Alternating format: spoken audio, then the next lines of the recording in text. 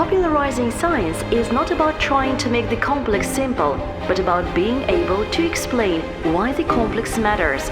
Truth requires patience. According to Ranger Circle study, 70% of Russians are interested in science, but only 16% regularly read science news. We live in an era where information has turned into noise and clickbait often triumphs over meaning. I believe that short-form content degrades the mind. There is no beauty in nature, it doesn't exist. Moreover, the notion that a theory or an answer must be beautiful is itself a form of clickbait. We need to ask, was a person ever the author of their own thoughts to begin with? We're not living in the most enlightened era. We are living in an era of a new Middle Ages. The world is complex. The sense that science explains things has been lost. So what does science actually do? We're trying to get science to occupy some part of people's attention. Говорит Россия is a project of the National Center Russia, a unique space created with the high purpose of making us proud of our past, feel the value of the present, and together build the future. Our guest today is a man who connects seemingly incompatible things: Doctor of Physical Mathematical Sciences, lectured the Mechanics and Mathematics faculty of Moscow State University, and at the same time one of the country's most influential science journalists, Andrey Konyaev. My name's Angelica Kiryan. It's time to talk. Good afternoon, dear friends. Welcome to the recording of a new episode of the Говорит Россия podcast. Andrey, hello, thank you for coming. Thank you for having me. In February 2025, at the Future Technologies Forum, you made an important statement that superficiality has become a side effect of science popularization. You even used the word vulgarization. Does this mean that in trying to grasp the ungraspable, we're turning science a sufficiently complex thing into some kind of cheap pap that doesn't lead into laboratories? Well, that sounds very grand now. That's true. That I made a statement, it went out to the people, and now we're analyzing it. So, look, a long time ago, many years ago, about 12 years or so, there was a big conference in Kazan. And there was a section, a rare case, on science popularization. 6 people spoke there, right? 6 people, each giving a talk on how they popularize science, and so on and so forth. The thing was that not one of them had the same reasons for popularizing science, the same target audience, or anything else, because science popularization is an umbrella brand for many different things. What directions can we highlight here? For example, some might say that science popularization is needed to produce more scientists, right? That's a kind of corporate agenda. Roughly speaking, there are scientists who want their ranks to grow, who want people to go into science.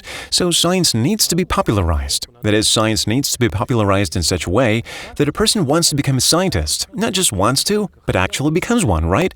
That is to raise its prestige. It's not even about that. Raising prestige is a way to lure a person into an institute for a chosen specialization. But they become a scientist only after the institute. So if you think about it, you'll realize that the target audience for this kind of popularization is not even that broad. It's the parents of applicants who need to send their child to, say, the physics faculty or into IT, and senior students who are at a crossroads, unsure whether they want to pursue science or not.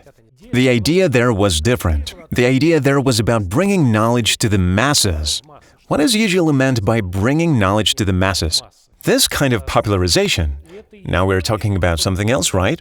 You see, just now we were talking about becoming a scientist. Now we're talking about something different. What? Most often, we can highlight it's simply something interesting. Yeah, plain human curiosity. Human curiosity is irrepressible, and it's always interesting to tell people interesting things. They will listen and retell them, and so on. That's one thing. And the second thing is establishing the status of science as a social phenomenon, yeah? The second thing is much more complicated. Why? Because a long time ago, a classic example of successful popularization of the second kind, from these two, this is actually the third one I'm mentioning, was the Soviet Union in the early 1910s and 1920s. Why? Because back then, there was this task. A significant part of the country's population was agrarian, and many things, for example hygiene, were not observed, right? For instance, cleaning the house regularly. If you live in a house with earthen floors, the idea of cleaning the house sounds, well, stupid. The floor is still dirty anyway, right? Right. But in fact, the fight against various diseases led the Soviet government to solve this problem by promoting knowledge that there is, for example, an illness, and to avoid getting sick. Follow hygiene. You need to follow hygiene rules. And this raised the status of science.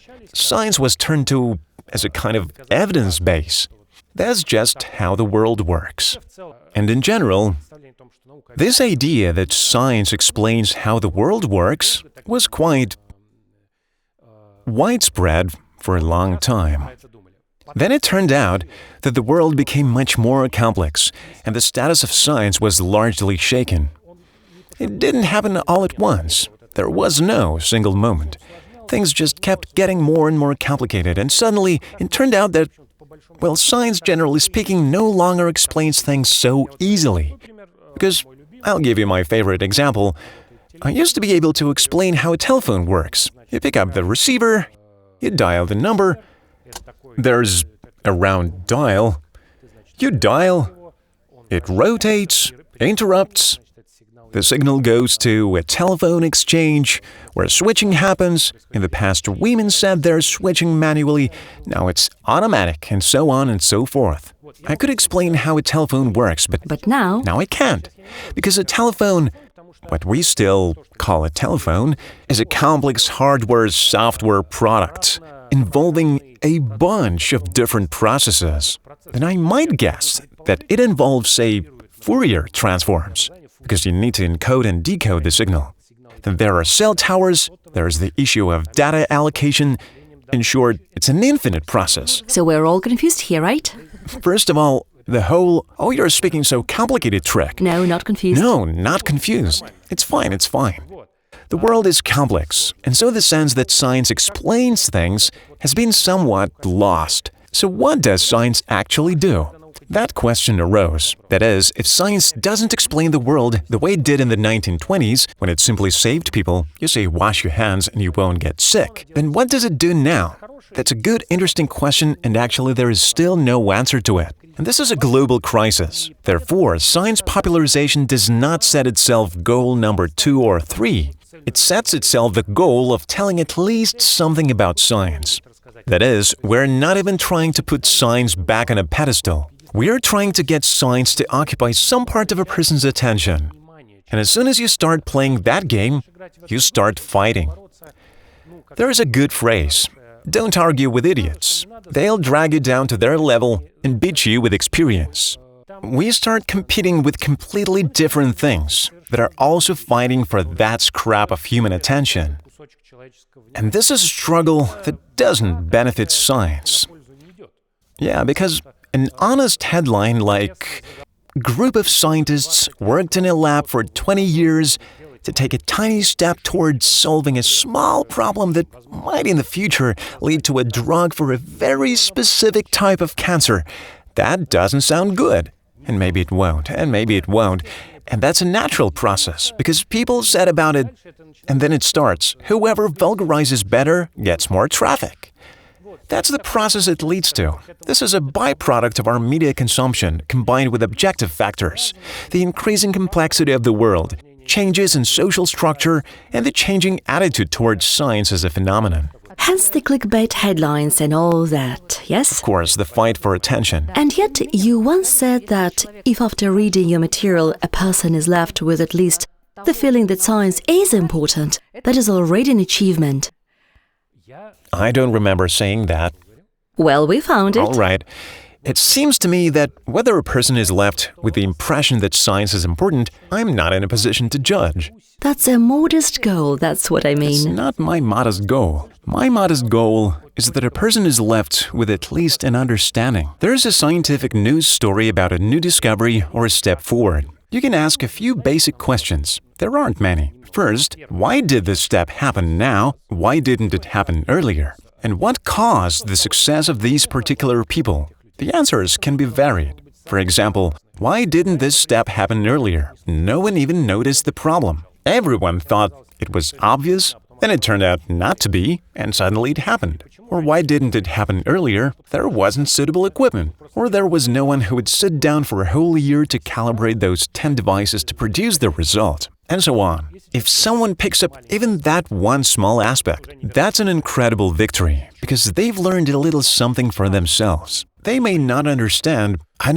inelastic proton collisions, but they'll understand that science exists and moves forward like this. Now, my motivation in creating such materials or talking about science is completely different. I just find it very interesting myself. I like telling these stories, and when I tell them, it gives me genuine pleasure. Endorphins are released in my head. That's why I do it. So my goal is very modest, that at least a tiny piece of it is understood.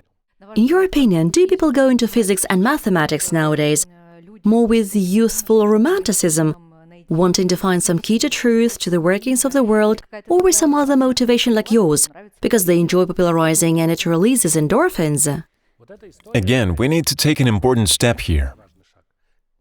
Aside from the vulgarization of science, the way life is structured means that people do not know the history of science, right?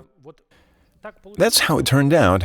When science was starting, let's talk about the Renaissance for a moment, it was perceived as a tool for understanding nature. The Renaissance removed God from the central pedestal, placed humanity there, saw the human being as the central phenomenon, and saw nature as something that surrounds humanity. And science was a way to understand nature. So when you say key to truth, you are appealing to ideas that were relevant roughly 500 years ago. Later, many things changed because at some point it turned out that nature, in fact, has no desire to reveal its secrets to you. Nature is simply what it is. There are secrets you simply cannot know because you have two eyes and see, in a narrow radio frequency range, because light is also a radio wave, an electromagnetic wave. In short, your own first-hand ability to perceive reality is extremely limited. So you need tools to comprehend reality. And that was a long process. Many smart people thought about it, discussed it. It was a great philosophical debate. So when people ask these sorts of questions, you need to understand that, and as often happens because no one reads old books, people rediscover things for themselves. And as humans are wired, like in mathematics, if you discover something new and it's really cool, you sit there kind of sadly, because you're sure it's, already been discovered for you. It's too good a thing for smart people before you to have walked past it and not noticed. So you sadly go on the internet and find an article from the 1950s with your formula. The person says, here's a good formula, you agree with them and sadly use it. Usually when people come up with a great idea, they don't do anything like that.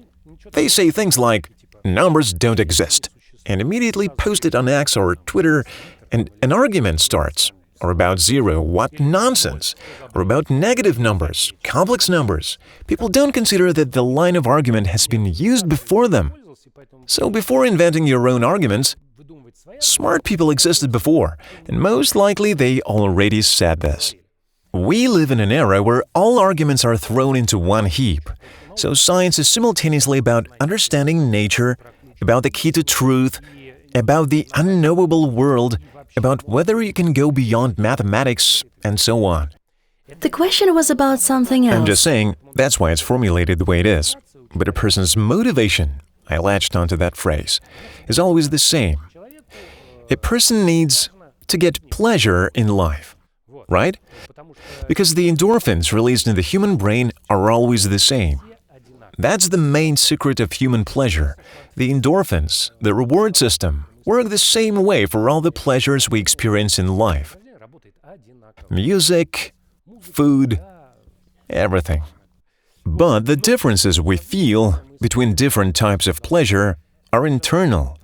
If a person simply enjoys doing science, in the sense that they have realized that this activity brings them pleasure, and they're good at it, then that motivation is no worse than any other. Plus, we mustn't forget vanity. Science is a field where vanity plays a very important role.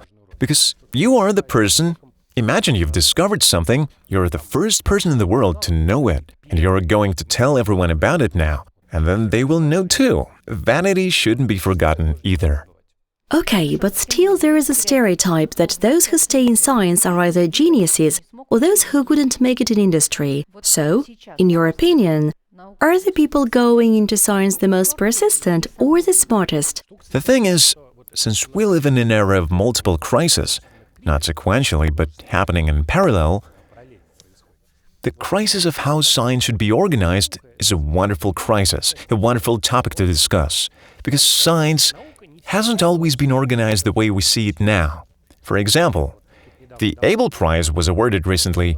It's the closest equivalent to the Nobel for mathematicians in terms of lifetime achievement. Abel was the son of a member of parliament. He could do mathematics because he was the son of a member of parliament. He didn't have to work. The Bernoullis, some of the Bernoullis did science because others were lawyers. In early 19th century France, many good mathematicians held either political positions or were military. Some of them even later invented projective geometry while in captivity near Saratov. That was life back then. You need to have a strong rear. Then came the Industrial Revolution. It led to science being needed in large quantities. It became more applied. The concept of state funding for science emerged. The state took on the burden of financing science. Why does the state do it? Because the state is in many ways a large non-profit organization. The main client. A non-profit organization. Its goals are not about making a profit. It solves infrastructure problems. We need to develop science. It's unclear what will come of it. Let's invest. The problem is that such an organization of science also seems to have its limits. You set up a system where the production of scientific knowledge isn't actually very important. You are essentially building a good bureaucratic system. This is true not only here but everywhere. Inside it, your task is to meet some KPIs, meet certain standards. As long as you do, you're the best. Once you stop, you're out in the cold. You could be a completely useless scientist, or you could be thrown out with absolutely brilliant work. And then, what do you do with it? And what's next? How to organize science going forward? It's unclear. Perhaps the future of science is that everyone will have to go into industry. You'll get your education, and if you want to continue doing science, you'll do it in your spare time, outside work. You earn money in one place, which frees up your time to do science. Of course, people will say, how can that be? Scientists should be professionals. You need to be immersed in science constantly. But what should be and what will be are two different things. What you must understand is that science, in any case, is an activity that is highly endorphin-charged. People will do it anyway. So when you talk about staying in industry versus staying in science, perhaps in the future that question won't even arise. Everyone will both stay and leave at the same time, yes. And where might this lead in terms of progress? Will people who have a primary job have the time to dive so deeply into their discoveries, into searching for something through study? Possibly. And how is it going there? It's like with vinyl records. A narrow stratum will remain. People who will drop everything and focus precisely on this. They will be valued. They will be exceptional. What are we discussing now? We talk about scientists, and then we try to formulate the norm. There is always a norm, and there are exceptions. Even now, there are people who work somewhere and also do science, right? And quite successfully. And we're now talking about how the norm might change, right? Some exceptions will remain. People like, I dropped everything to do this science, took a sabbatical or something like this. Where this will lead, we don't know. This is only my version. It's not a given that science will be organized exactly this way. So you are a person who works with large amounts of data, yet you are a public figure constantly drawn into arguments. People try to impose agendas on you. How do you manage not to go crazy from the information noise? Is there some kind of, consciousness hygiene protocol? So look, first, a long time ago I worked at Atlanta.ru. There we wrote news, and a good editor could write about 10 news items a day, conditionally. To write 10 news items, you had to monitor, well, let's say 4 or 5 or 6, let's say 10. That's still an exception if they're light. You had to monitor hundreds, maybe 200 of scientific news items. You sit down, read 200 news items, and you also read other news. So for an ordinary person, that level of load is what it is. You need to understand that when I had that level of load back then, it was my job. I had to know all of it to write all of it. Nowadays, a person has a completely different job, yet the level of load is like that of a professional news writer back then. I don't know what advice to give people, because every person is differently, right? Some like being subscribed to 50 different Telegram channels, constantly receiving a huge amount of information, checking their phone every 2 minutes. They're fine with it. Others don't like it. They remove it, delete it. Detox. That's a trendy word. I think it doesn't bother me. And I don't really follow anything in particular these days. The thing is, let me put it this way. There is a lot of information noise. The last piece of truly socially significant information I received came from the Ministry of Emergency Situations. An SMS from them is socially significant, truly important messages. The rest of the messages, as practice shows, you could live without them.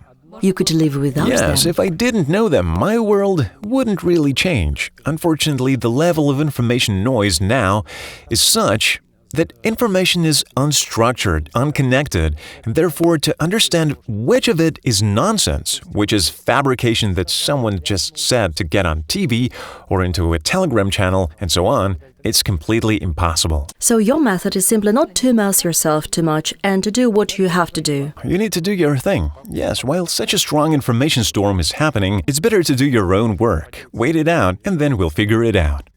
Today's social media algorithms favor short, bright, understandable formats. What should we do about this from the perspective of science popularization? Because it's clearly more interesting now to watch some 15-second video about physics than to read a paper, a book, a textbook, and so on. Should we sound the alarm over this, or is it just our new normal? How should we deal with it? Generally, I don't consume short-form content, almost none. Occasionally, I come across some shorts. The only ones I watch are scenes from my favorite movies. Apparently, that works well. You can rewatch a favorite scene from a favorite film. I believe that short formats degrade the mind. That's my personal subjective opinion. Being fixated on short formats destroys a person's ability to immerse themselves in a topic sequentially and for a long time. What do people forget? What does immersion in a topic look like? I watched 50 short videos on a topic. Am I immersed? No, that's not it. Immersion in a topic is one long 15-minute video. It's not the same as 50 one-minute videos. Absolutely. And the property of human consciousness to immerse and focus is not supported by today's reality. I can compare it to this. At some point, it's an objective, scientifically proven fact that larks and owls exist. And you need to understand that owls live, pardon the pun, on a wing and a prayer in our reality. Because the whole world is tailored to larks. Yes. The world is not tailored to owls at all. Work, school, time, the functioning of all social institutions, they're all tailored to larks. Owls can rely on the second half of the day at best. But if, God forbid, you're the most effective starting at 4 in the afternoon, it's unclear what you can do in this life. Well, you can do science by yourself. By yourself, yeah. Work in the lab at night. Well, owls don't disappear. They suffer, but they've adapted. And modern reality is not tailored to people who love to immerse themselves deeply in a subject for a long time. But somehow, they'll manage, I think. How not to slide into clickbait from the perspective of a science popularizer? You don't want to constantly simplify what you're trying to convey so that the majority of people understand the idea, do you, somehow? That's not a question for me. N+1 has always strived not to simplify and to speak to the reader at a fairly high level. And so, N+1 is in a state of permanent crisis. Next week, in 2 weeks, it will be 11 years. That's the answer. How? Very simply. You don't simplify. You suffer. We're used to suffering. Well, okay, good. So just not chasing view counts? Well, no. What do you mean? How? When a person starts doing things like science popularization, they often do so precisely chasing numbers. They want to be heard, don't they? In the end, not everyone can be like that one saint preached to the fish. That's my favorite story. I think that's the highest degree of science popularization, when you don't need a listener, when you're just fish, so there you are, and you're telling them about quantum mechanics, and you do it well, absolutely clearly. I think that the desire to speak and expect some response is natural. Once you find yourself in that situation, whether you want to or not, you subconsciously start to adjust your path. And any person will eventually slide into clickbait over time. That's the downside. But the upside is that others will come to take their place, who God willing won't slide. Everyone will slide in turn, and we'll end up with a steady level of newcomers who explain things more or less normally, and older people who are already advertising tarot cards or something. Oh yes, we'll definitely talk about that. Go on, listen, are you a lark or an owl yourself? You've already broken down society like that. I don't know at all. I always thought I was a person who suffered from owls. I've always been a lark. I remember waking up for school at 5:30. I liked waking up at 5:30 because I could do a bit more homework. For example, in the morning, you think very clearly. I'd get everything done, have breakfast, happily go to school, and always go to bed at 9 p.m. I remember when a certain series started at 9 p.m., and I'd watch it, then go to bed at 9:45, and I'd wake up in the morning completely shattered because 9:45 is impossible. Then I got married. She's an owl. And my wife thinks the evening should end at midnight. So I think I'm just suffering. All troubles come from the women. Well, that's a fact. We don't even discuss that.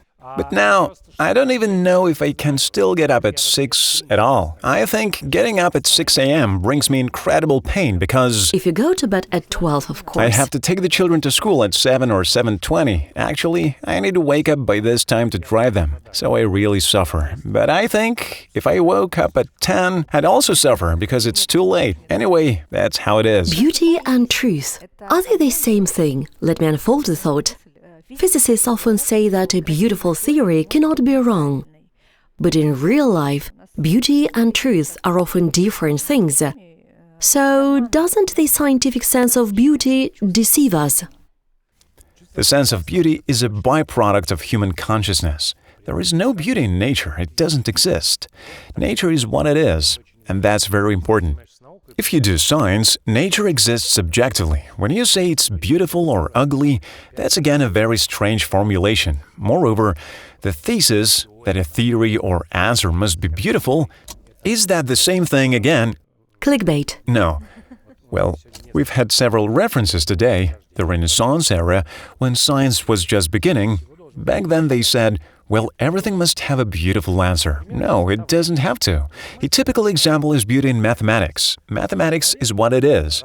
But when people look at certain expressions or formulas, they attribute properties to them that they don't objectively possess. That's normal. We're built that way. When people talk to their car, especially if they spend a lot of time driving, it becomes like family to them. It's almost like a close person, and they worry about it. So if a person can become emotionally attached to a car, why couldn't they become emotionally attached to a formula? Of course they can. And when you've become emotionally attached to a formula and you say, look at this formula is beautiful, yes, and people respond, it really is beautiful. That can happen.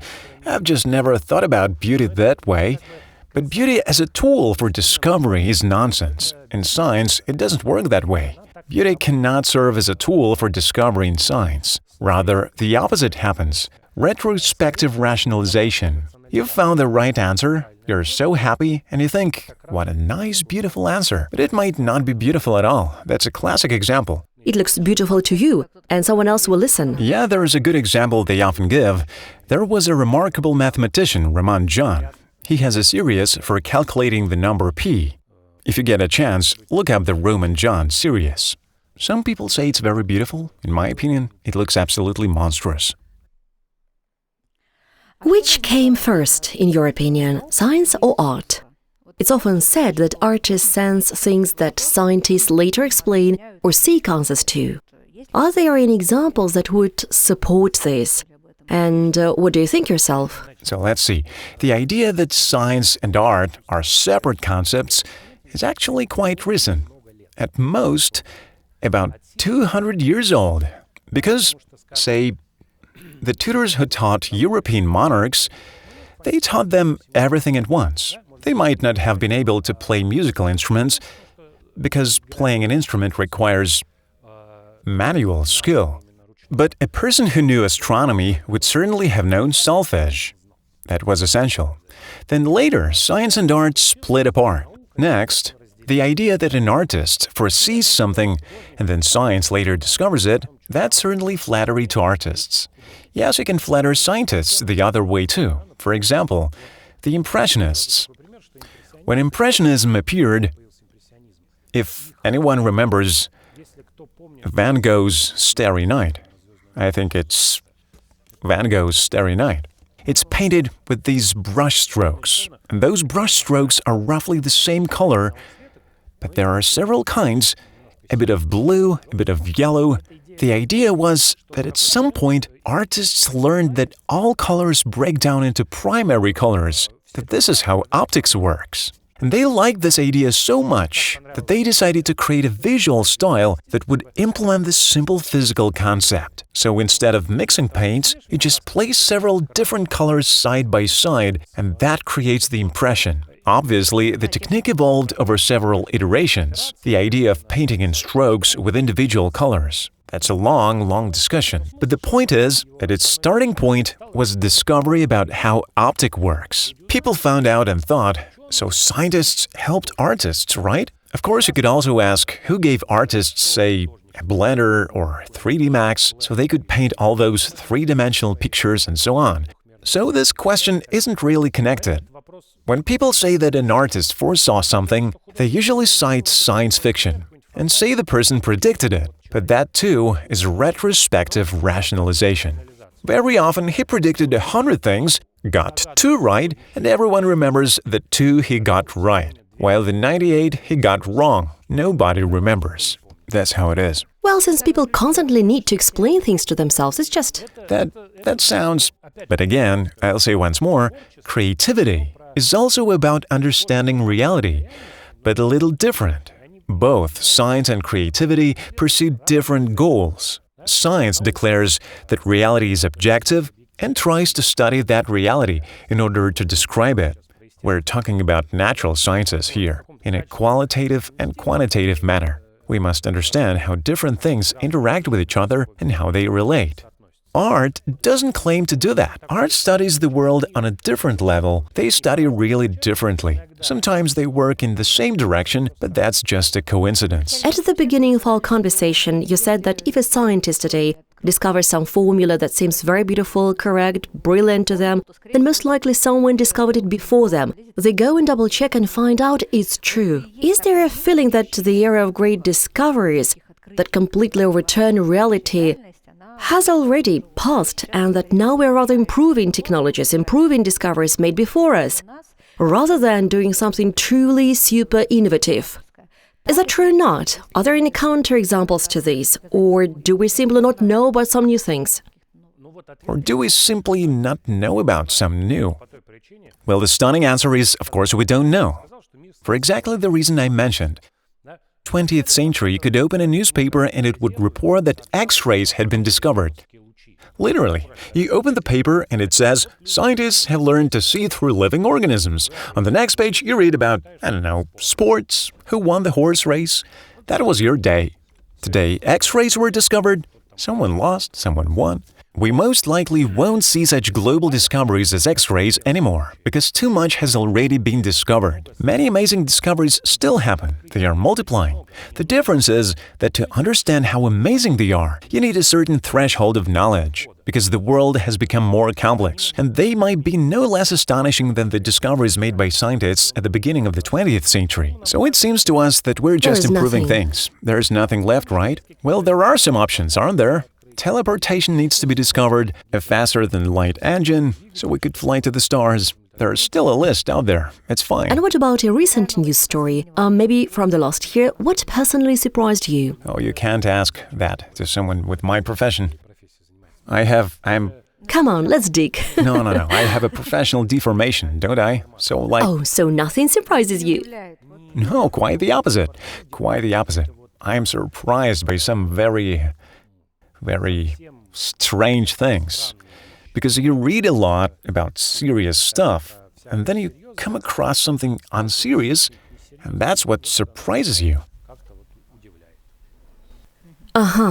So I want to talk about the division of labor, and that kind of sort of helplessness it leads to in humans. Obviously, we're proud of progress, but a highly specialized specialist isn't obliged to know how to fix a tap.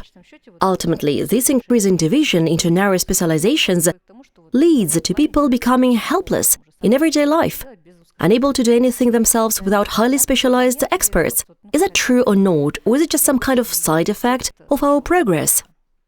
This is, of course, a side effect of progress. It's not related to science or any fundamental change in the world. It's more of an economic thing. For example, why is it bad if everyone knew how to fix a tap? What's wrong with that? There would be less work for plumbers, objectively. Then many people would be left without work, and so on. But the economy grows in all directions. New things appear, new skills appear. And how is the human brain structured?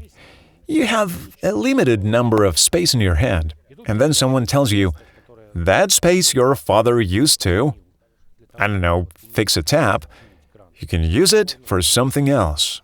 That's a natural state of affairs. People are built that way. They forget all of this. And this helplessness, well, it would be great, of course, to be able to do everything yourself and understand all sorts of things.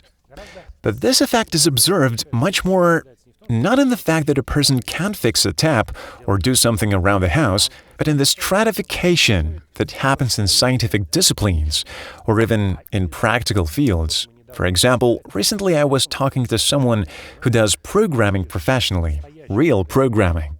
He works on creating engines, server software, the infrastructure of the entire internet. You use it every day without even knowing. We were discussing how, roughly speaking, 20 years ago, when you were learning to program, you had a general understanding of how computers worked, how programming worked. There was a book, Professor Fortran's Encyclopedia, and there was a certain common denominator.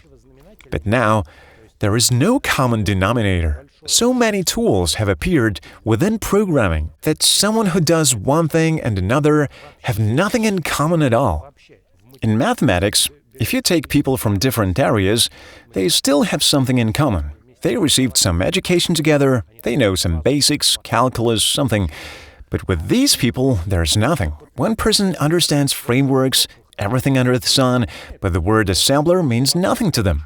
Another person can't name a single framework, but can write code in assembler. Like residents of different provinces of China are experienced with different intelligences.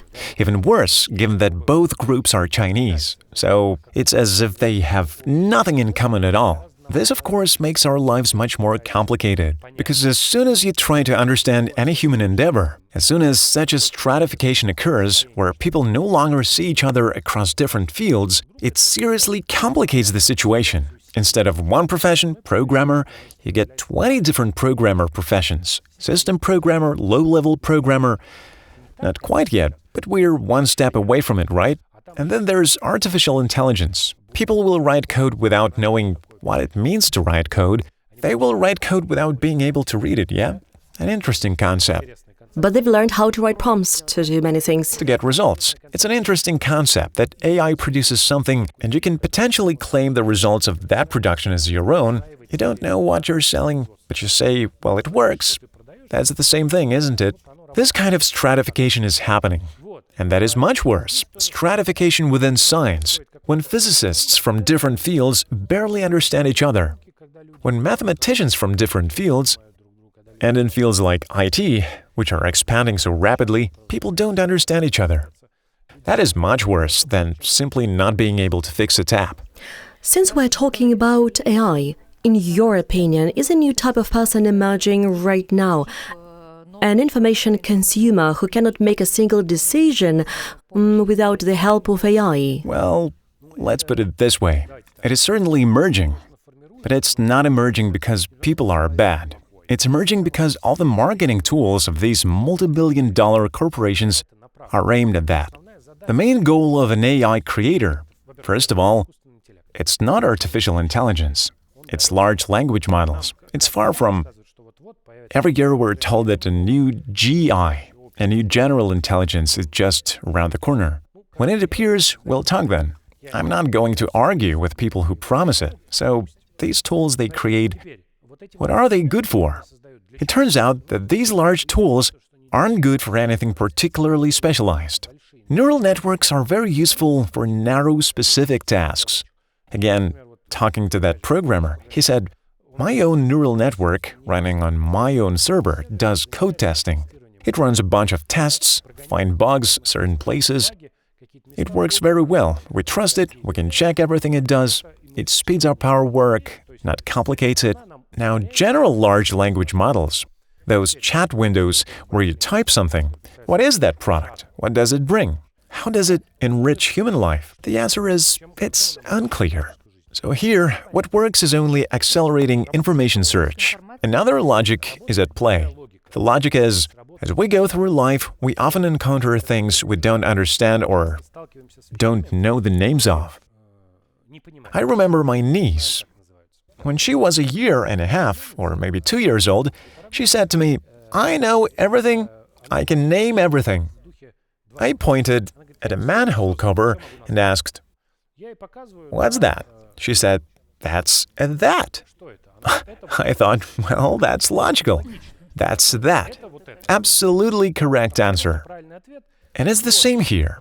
We ask questions and don't really think about them, do we? Why? Because human consciousness is structured such that a question has value. We expend energy to obtain information.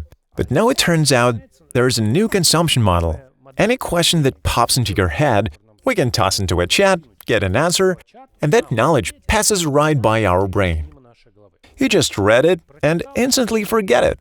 This consumption model, constantly turning to artificial intelligence as a consultant on absolutely every question, any question at all, first, second, third, fourth, fifth, sixth, any question at all, is the model that benefits the creators of this product. That's how it becomes integrated into our lives. What does it do to human consciousness? What does it turn a person's understanding of life into? It's an even greater segmentation. If short-form videos require at least a minute of concentration, here you can reduce concentration time to 3 to 7 seconds and not think about anything at all. And in general, conversation with a person becomes almost impossible. You say something to them, and instead of thinking, because thinking means asking questions, their behavior pattern is to take your question, feed it into a neural network, and give you an answer. And then, what are you? And along the way, they completely forget what they asked, distracted by something else. Yes, and there is also a new genre of online comments. In the past, when there were fewer people on the internet, they were conditionally smart comments and stupid comments. Then more people came, smart comments decreased in relative terms, stupid comments increased in absolute numbers, right? But there also seems to have been a certain number of people who didn't comment, because they really wanted to, but had nothing to say. So, you mean that level. And now, thanks to artificial intelligence, it turns out they have something to say. They simply take any phrase you said, a quote, a snippet of your video, throw it into the AI, and say, here's what the AI says. And they forward the AI's response as if it were their own. Well, at least they admit that it's the AI speaking. I don't even know how to comment on that. Or people who... Anyway, this behavior model is beneficial to the producers of this product. And in some form, it will certainly remain with us. So there will be people unable to answer a single question on their own. Normal. Now I'd like to move on to science fiction. In your opinion, are the scenarios of Herbert's Dune, or maybe Zamatin's, any such scenarios realistic? Could they come true in life? Wow, you've mixed two completely different works. Okay, let's go. Speak about any. Not even about the poles. Anyway. Dune. But still. I love Dune. For those who don't know, Dune takes place in the distant future. How did humanity get to that future? The thing is, humanity developed and developed, space expansion began, and it turned out that the most effective governing structure in space is not democracy at all, but an empire. So an empire was organized, people traveled through space using computers, computers became smarter, they created artificial intelligence, the AI began to enslave them, a war called the Butlerian Jihad occurred, and all thinking machines were destroyed. And people introduced a ban on creating technologies that could produce machines. This led to thinking machines being replaced by mentats, people who can think very quickly, burning down data centers, destroying neural networks. Sounds like something you could participate in. Now, Zamatin. Yeah, Zamatin wrote... Can I tell a joke? I read a funny joke. So, once upon a time, there was a boy who loved dystopias. He wrote a long, thick letter. And in the to field, he wrote, "The author of the best dystopia." Then he dropped it in the mailbox. The postman picked it up and thought, why didn't the boy include the address? Well, I know who to send it to. No doubt about it, this letter should go to Aldous Huxley, the author of Brave New World.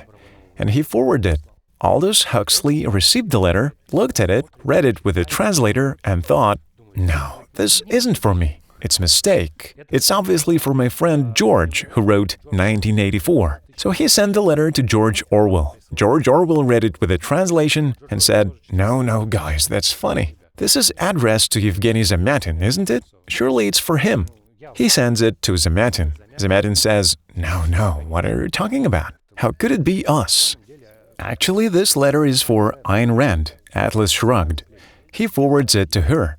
Nothing bothers her. She opens the letter, tears the envelope, she opens it, and the first line is, "Dear Nikolai Nosov."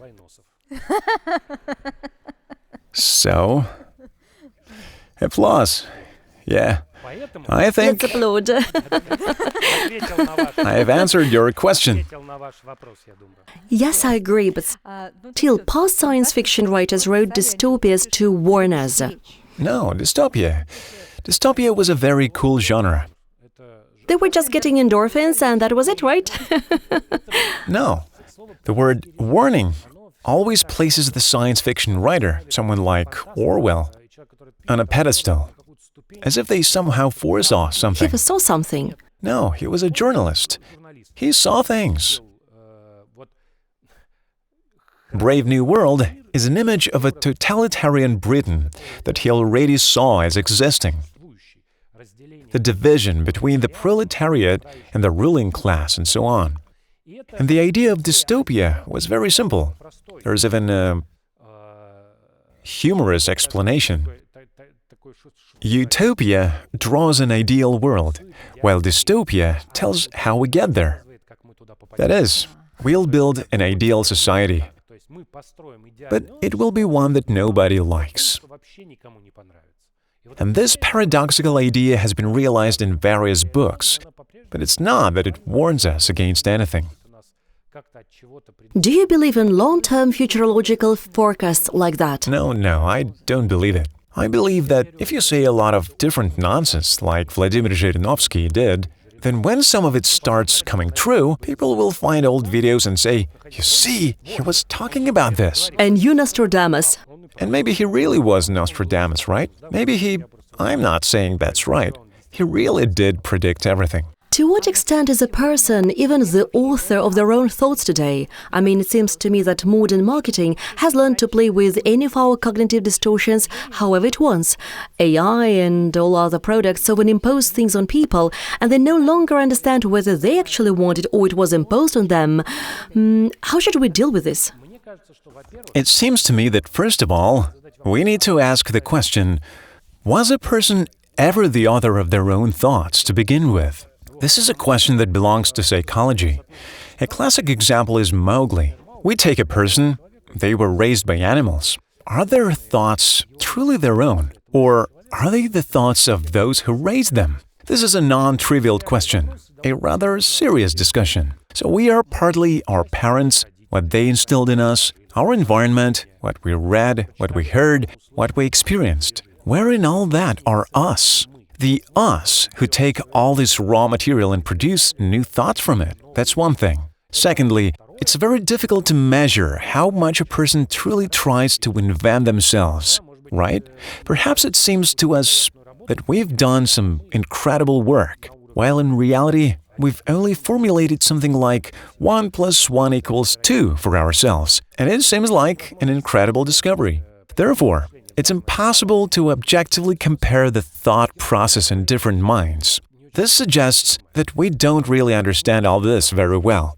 Finally, neural networks show us that humans, on the whole, greatly overestimate their own thinking, that we rarely actually think, because it turns out that most of the things we perceive as something unusual and creative can be easily imitated by neural networks. Roughly speaking, AI, a large language model, takes an existing set of results and composes from them an averaged thing, in a certain sense. And it turns out that this averaged product is quite acceptable to many people. You create something, look at it, and think, "Oh, how nicely it turned out." For example, my wife's parents are musicians. When they listen to these AI tracks, they really like them. They say, "Oh, how well this is made," because they listen to certain elements. And on the whole, AI is brilliant at picking them out. A beautiful guitar line, a transition, a nice chord. But when you listen to everything together, you think, well, this is rubbish. Yet when you break it down element by element, it's very beautiful. So that's how it is. If you were to create a myth for the modern world, what myth do you think would be useful for humanity? An eschatological one. We've started to forget that for most of human history, people lived in expectation of an imminent apocalypse. And first and foremost, everything around us was created precisely in anticipation of that imminent apocalypse. The absence of this eschatological myth, the lack of a sense that the world could end tomorrow, over the last 20 years has led us to where it has. So I believe that this is exactly the kind of myth I would create. And then eschatological means the end of the world, just so you know. And following on from that, this is probably my final question, then we'll move to questions from the audience. So if we're now living in the most progressive era of technological advancement, then why are there so many myths? Like the flat earth and so on. So why is there this renaissance of conspiracy theories, a renaissance of myths? What's happening is because we are not living in the most enlightened era. It's as simple as that. You say, we're living in the most progressive era, and then you immediately provide a counter-argument to your own statement, which means we're not living in the most progressive era. So is the most progressive era still ahead, or has it already passed? It has already passed. We're living in an era of new Middle Ages. When the Middle Ages began, it was a terrible eclecticism of what the so-called barbarians brought with them, whose culture, in fact, we know very little about, except from Greek and Roman historians. And we know that they were very bad. Yes. True. If someone came and destroyed your cities, you're unlikely to write, overall, the guys are all right. They just burned everything down, nothing big. So we know nothing, but it was a strange eclecticism of different fragments of knowledge left to us from a world that was organized in one way, and we entered a new world that is organized completely differently. And this eclecticism is exactly what we observe now. The world is more complex. Science explains nothing. People aren't even ready. I have a funny example, literally the same experiment every time. I have a podcast, First for Me, a science popularization podcast. Sometimes we do live shows. We've done 2 live shows, and each time, and I'm sure there will be a third, I get asked, tell us, is mathematics a science or not? I answer each time that many people have thought about this. As soon as you explain what science is, formulate the term, you can immediately answer that question. If you say science is this, then I'll say, yes, mathematics is not a science. Or if you say science is that, then I say, oh, then mathematics is a science. And we're off. Because this is a methodological dispute that has been going on for ages. Smart people have argued about it for years. There are plenty of arguments, and the main thing is that this dispute has absolutely no effect on how you actually do mathematics.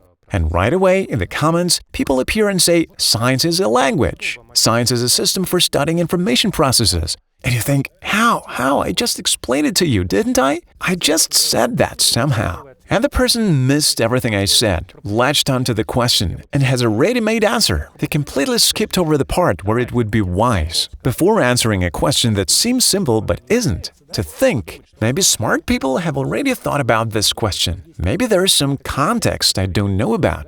None of that happens. And in that sense, we're definitely living in a completely medieval era. I think the flat Earth is just the beginning.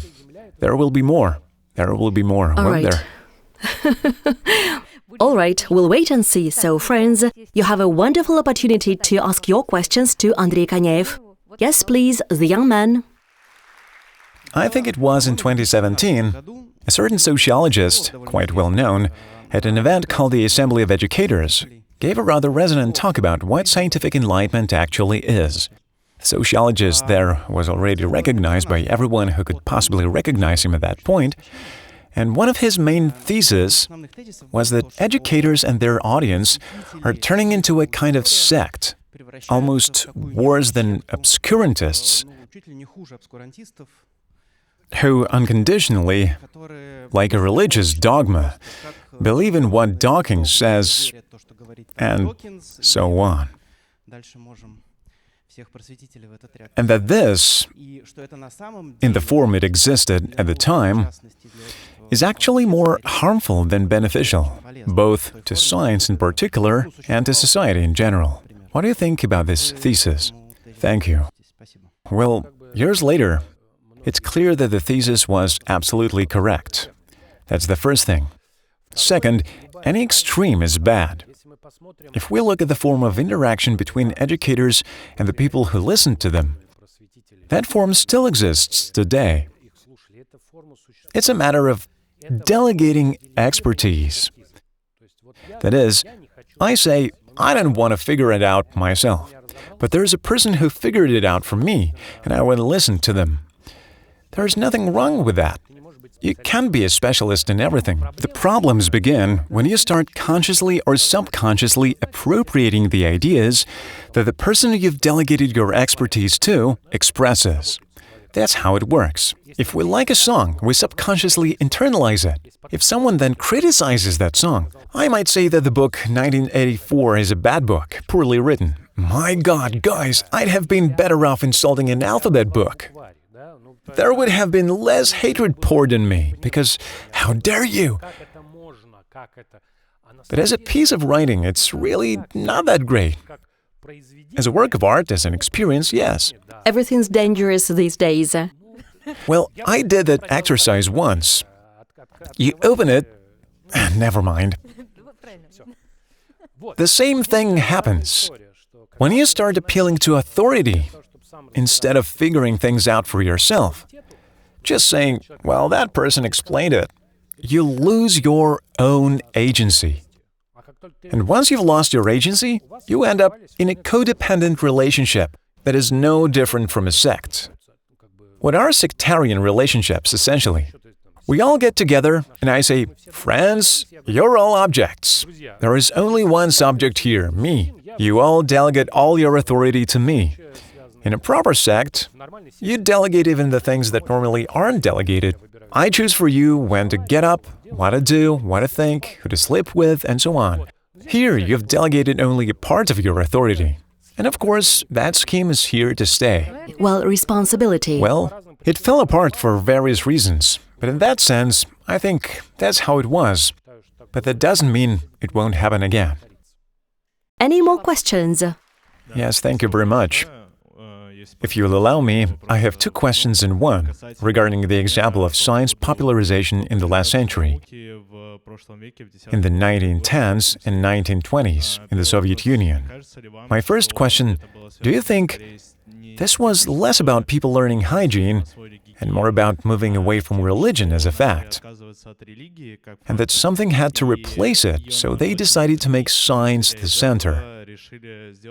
That is, to expand science and conversely to shrink religion. And my second question, do you think that the vulgarization of science today is due to the fact that after the collapse of the Soviet Union, religion has, on the contrary, come to the forefront, and science has essentially become niche? Thank you. The idea of pitting science against religion is not new. And Christianity itself has done a lot to make you say that. But when you talk about religion, you mean Christianity, don't you? Because if you take, for example, the relationship between mathematics and Islam, it's completely different. All of mathematics originated from there, from the golden age of Islam. Everything we know about algebra comes from there. Then, as it turns out, I've recently learned that there are people who say, no, Muslims didn't invent anything. The Greeks invented everything. As usual, internal disputes. But anyway, we need to specify. We're talking about Christianity. Great. Or the Indians invented numbers that later came to be called Arabic. They also seem to have done quite well. So we're talking about Western civilization, about Christianity. Now, the anti-religious propaganda carried out by the Soviet government, anti-Christian propaganda, had nothing to do with the story I'm telling. It did happen, but first of all, that scientific veneer appeared only after science had gained authority. And we're talking about the moment when science was gaining that authority. When you say, look, you do as I tell you, and you don't get sick. In the neighboring village, everyone died of typhus. But here they didn't. That's roughly the argument. Because for a Russian peasant, telling him science has proved it, he doesn't care. He has no education, he probably can't even read. That's one thing. Second, and this is also worth noting, the crisis of science vulgarization we are observing is not happening only in Russia. The vulgarization of science is happening everywhere. Science is very often becoming a tool for advancing certain social or political agendas.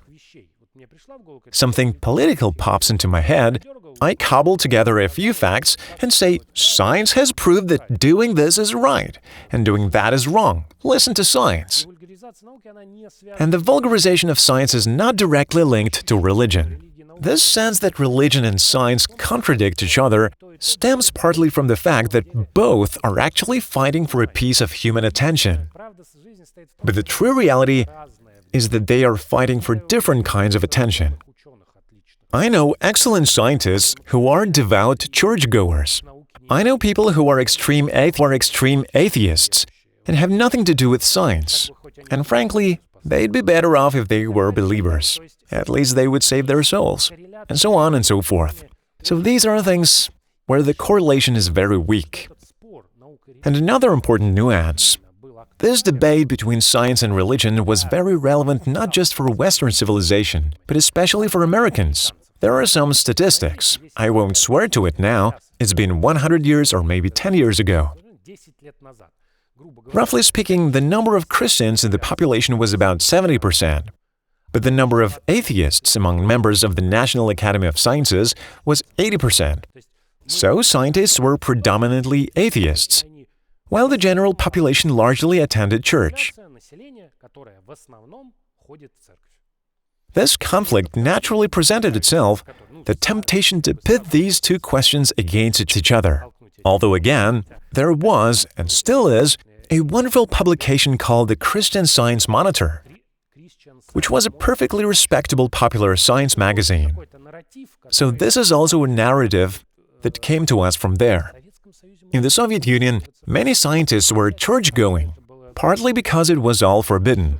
you need to understand that nuance as well. So this question is much more complex. It's not that simple.